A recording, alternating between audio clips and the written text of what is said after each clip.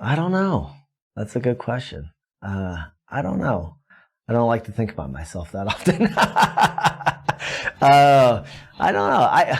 I think that he would like to think of me as someone who has worked really hard to become who I am.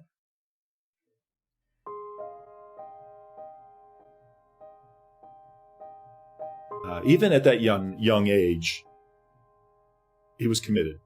I could tell he wanted to do things right and be successful. Oh, I was a handful. I thought I was tough. I had an awesome little spike hair on top and this really cool mullet. Every now and then I'd have some lines in the side, you know. I thought I was a real cool, tough kid.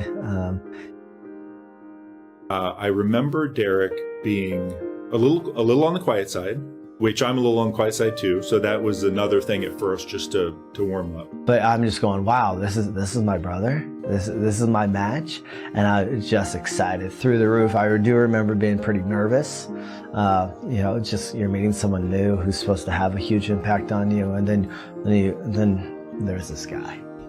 You know, you're just looking. I mean, I still look up to him.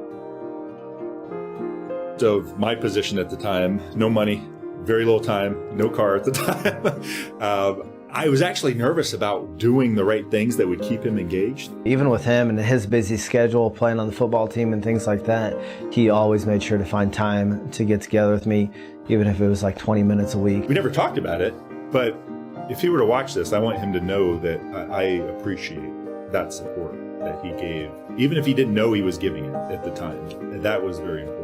It's such a huge impact on my life, and just having that extra person there that your child knows is there for them, to give them attention, to talk to hang out with. That as a teacher, I see the value in that.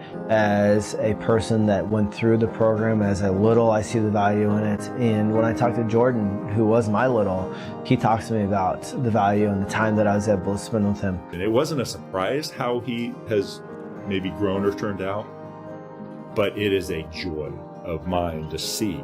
And I could not be more proud of the man he is, the dad he is, how he raises his children and is a husband, and just to see him take on a broader community role too. Even to the point now where I have friends with their own kids, I'll run into them and their children have been students of Derick's, and I hear nothing but people raving about him as a teacher. Does that surprise me? No. Is it amazing to hear? Absolutely.